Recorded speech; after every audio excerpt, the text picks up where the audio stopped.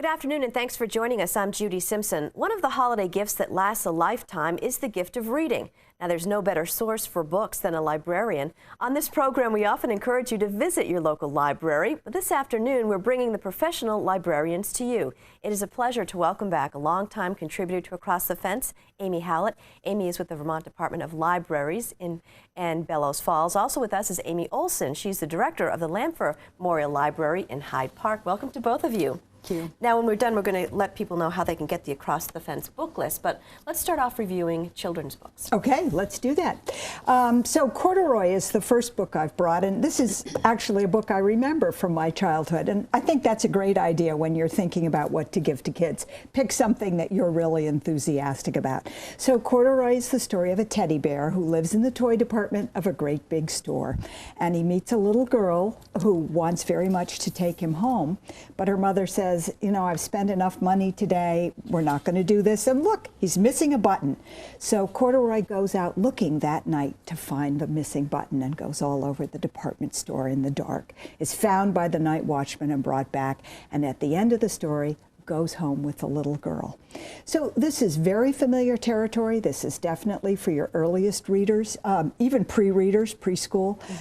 Familiar story, looking for home, looking for a friend, trying to find the right place, and then that punch of a very satisfying ending when the little girl comes back for the bear and brings him home and tucks him into bed. Oh, perfect nice. bedtime. Yeah.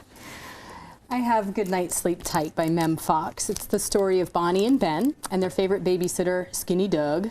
And Skinny Doug tells the children a nursery rhyme, and they have a repetitive refrain. They say, we love it, cried Bonnie and Ben. How does it go? Will you say it again? Some other time, says Skinny Doug, but I'll tell you another I heard from my mother, and he tells them another nursery rhyme. This is a lovely book to have a book of Mother Goose rhymes next to you, to share your favorite with your child. It's also the type of book with the repetitive refrain and the familiarity of the nursery rhymes. Young children will hear it 2 or 3 times and then they might pretend read it back to you. But of course, Good Night Sleep Tight is a perfect bedtime story. Great. And I love the name of this next book.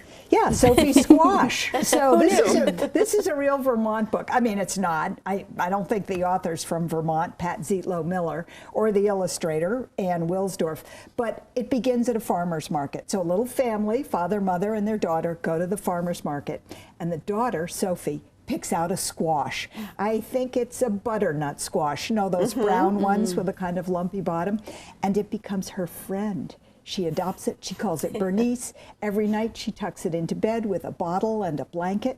And you think this could be a wonderful partnership. Well, the summer goes on and Bernice starts to look a little dumpled.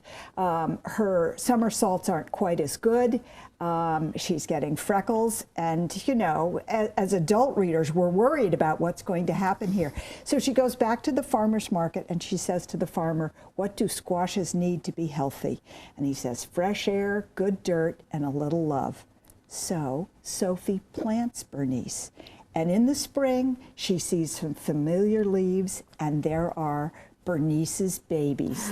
2 new squash for her. So a wonderful story, and particularly nice, I think, for a Vermont setting. You know, we're not that far, any of us, from a farmer's market. I also love the picture of the little family that goes to story time and does things together and orders pizza when you can't have that squash for supper because someone's fallen in love. Terrific. What's our next story? Our next story is The Day the Crayons Quit by Drew DeWalt. Duncan is a boy. He goes to use his box of crayons, but instead he finds a stack of letters, each written by a different colored crayon, and they each have a grievance. Pink is upset because it's never used. What's wrong with a pink cowboy or a pink dinosaur once in a while? Peach is embarrassed. Duncan has somehow ripped off the wrapping and Pink is naked. I mean, Peach is naked, so doesn't want to come out of the box. The blue crayon is literally worn down. It's overused. So each of the letters tells Duncan of a grievance, and he has to find a way at the end to make everybody feel happy. From an early literacy standpoint, this book is great because it combines in a really playful way reading and writing. It's also a really not obvious way to talk about feelings in a healthy way, writing down why you're embarrassed or upset or frustrated or tired or overworked.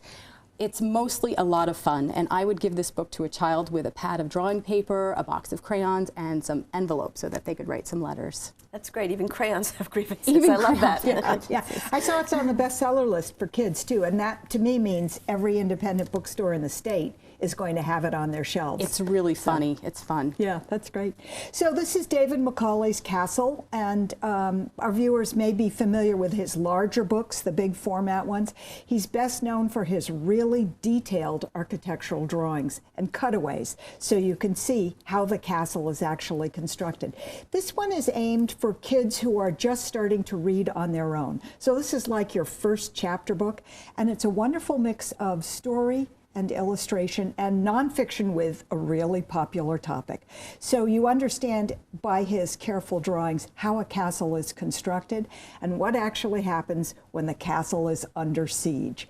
I also like Macaulay's dry little sense of humor. So there's a cutaway that shows you how the latrine in the castle works. There's a knight sitting on the latrine. You can see the shaft that goes down to the pit, and there's a line of people outside waiting with their fistfuls of hay. No toilet paper. You bring hay to the latrine. So Castle's a great one, especially for boys. Girls too, but you know, let's play to the group that doesn't read as much. Yeah, excellent. So, yeah. That's fun. And so along the castle theme. Yeah, out of the castle and into the kingdom. The False Prince by Jennifer Nielsen is a story of a kingdom on the verge of civil war, of an orphan who is insolent and a little bit of a rascal, of a nobleman who has a scheme to unite the kingdom. It's got intrigue, plot, twists and turns, and it's full of humor and action. And it is, The False Prince is on the current Dorothy Canfield Fisher list, so Great. Children in grades about 4 through 8 can read at least 5 of the books on the list and vote for their favorite in the spring. And fans of The False Prince will be happy to know there is a sequel, and the 3rd book comes out in February. But at the Lanphier Library, boys and girls and adults love The False Prince. So there's a lot to love. Terrific. Good.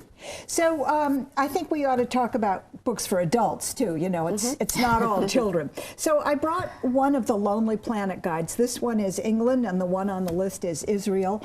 I'm noticing that people travel a lot more, and particularly that age group of, say, 18 to 25. They're always on the road. So the Lonely Planet would be my choice of a great one to take if you're driven to be outdoors. It does have what every good guide does: places to eat, places to stay, with a variety of price ranges. So if you want to hostel it, stay cheaply, or you want a first-class hotel, you're going to find both of those. Maps, so you can see what, you know, how to get around cities, and a lot of information on the countries.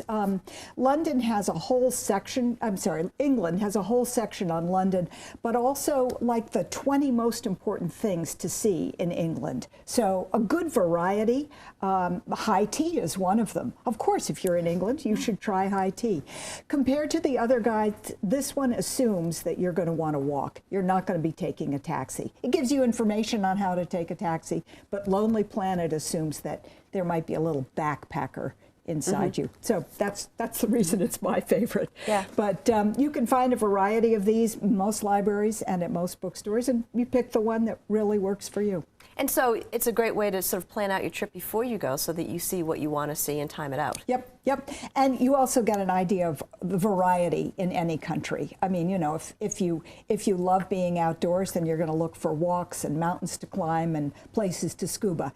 If you really love the city, you're going to find out what are the best museums, what is the duck tour that so many places have now, or the bus tour, and what are the things that literary people like. You know, there's a whole different range of museums to visit, graveyards to see, churches to go to if you're And then you realize that driven you have to go for more than just a week. Yeah, 2 at least, maybe 2 months. Absolutely. Yeah, and that's an idea too. Virtual travel, so much cheaper. There you go.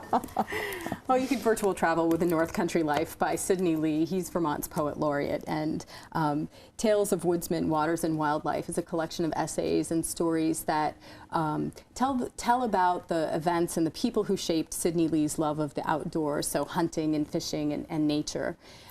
The stories are very lyrical and introspective, and when I read them, I was really reminded about why I love living in Vermont, why I love visiting northern New Hampshire and Maine, but mostly I was reminded of those people who I've met or I've known who lived their lives with a really close connection to the land. And I think that's what Sidney Lee is really paying tribute to here, is those characters, those people who just put a smile on your face when you remember them. And it's kind of a lifestyle that's pretty much gone, or it's going. So this is a nice walk down memory lane. That would be a great gift for someone who, if you have an older relative who's moved to Florida. Oh, for good sure. thought. People who Yeah. love Yeah. this neck of the woods, yes, who aren't here. Yeah, absolutely. Okay, what have we got next? So transatlantic, I love fiction, and I'm finding in my advanced years that I really love historical fiction.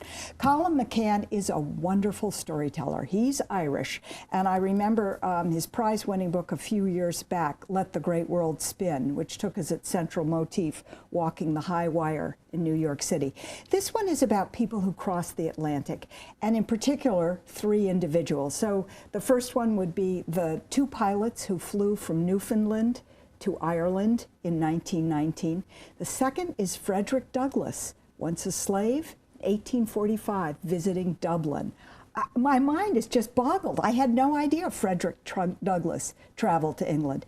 And the third is George Mitchell, working on the Irish Peace Accord. So these are facts, but fleshed out by stories, which McCann obviously has made up. So there's also an Irish maid who comes across and whose descendants are threaded through the rest of the stories. So it's a great concept, jumping from continent to continent, fleshed out by real tales that make you excited and interested in the people who lived them. I just love this book. Who else would be interested in something like this, do you think? Everyone. No, sorry. So I think people who like history, and also the threads of common experience through history. So I mean, I'd certainly give it to anyone who had Irish heritage, because that thread is so strong. The Irish maid who comes ends up first serving in the Civil War as a nurse. So really? you know, we have all kinds of Civil War enthusiasts in this state, in the country too. But her husband makes a living cutting ice and stacking it up with sawdust and trucking it to the city so that it's sold. I mean, we're talking about the late 1800s into the 1900s. And again, that connection to how things were done before comes through very strongly, just as it does in the North Country Life. Excellent. And do you have one final book for us? I have one final book. Amy and I are both big fans of Craig Johnson's Walt Longmire series. She's loved the series for a long time. I'm a recent convert, and in the latest installment, Spirit of Steamboat, it's a novella, it's a short novel, it's a Christmas story. Walt Longmire, the sheriff, is sitting down in his office for his annual Christmas Eve tradition of reading A Christmas Carol by Charles Dickens, and into his office walks a woman who is, in essence, a ghost of his Christmas past. So the book is kind of a flashback to 20 years ago, Christmas Eve. And interwoven is a really fantastic story of a World War II jet airplane. So fans of the Walt Longmire series will really love this glimpse into his past when his wife was still alive and his daughter was a little girl. And the series has been made into a TV show. So if there are people out there who haven't read any of the books yet, this is a really good place to start, because it's just a novella. It's a classic Walt Longmire, and it might get you hooked on the rest of the series. Theme. And it has a Christmas theme. So it's a great gift to give to that Longmire TV show fan. Yeah. Well, I was going to ask you, if you're not familiar with this, do you have to start at the beginning? No, Not for this one, no. You surely don't. Yeah, and No. Junkyard Dogs is my favorite. I've reviewed that here. I mean, they take place, is it Montana? Wyoming. Wyoming. Yeah. They take place in Wyoming, but that one in particular could be written about a little Vermont town. It is so local and so funny. The And characters it appeals in to that one. everyone, Yep. men, women. If there's some literary references. Walt Longmire is a well-read sheriff, so there's a lot going on. And his best friend is Native American, so you've That's got right. that theme too. Yep. Yep, there's a Yeah. lot there. Well, terrific. Well, the last book is the one that I just finished. It's called Me Before You. It was a book that my mother said, you have to read this book. It's terrific. It was her book club that she read it through, which is, and I can see why it would be perfect for book clubs. It's about a young woman, well, she's 27, lives with her family in England, and they're looking for work. She's looking for work, or, you know, they all live together and they're pooling their money to make ends meet, and she has the choice between working in a chicken factory or this new job that came in, a 6-month job, working to help take care of a paraplegic young man. And so she takes that job, and it just goes through their whole 6-month relationship and what they learn about each other, and the ending is, you know, a pretty big tearjerker, but you know, out of it, you find that relationships are formed and friendships last no matter what happens and for the end of time. So it was a really good book, and it kind of gives me chills talking about it. But well, if you want to get a list of the books that we've reviewed this afternoon, you can write to the Vermont Department of Libraries, 109 State Street in Montpelier. Or we also encourage you to visit the Vermont Department of Libraries website. It's listed on your screen. The site provides access to online catalogs and databases and lists all state public meetings, and you can find today's book list on the website by searching for Across the Fence. Amy's, thank you for joining me today. That's our program for today. I'm Judy Simpson. We'll see you again next time on Across the Fence. For a video copy of today's program, call toll-free 1-888-ATF-3430.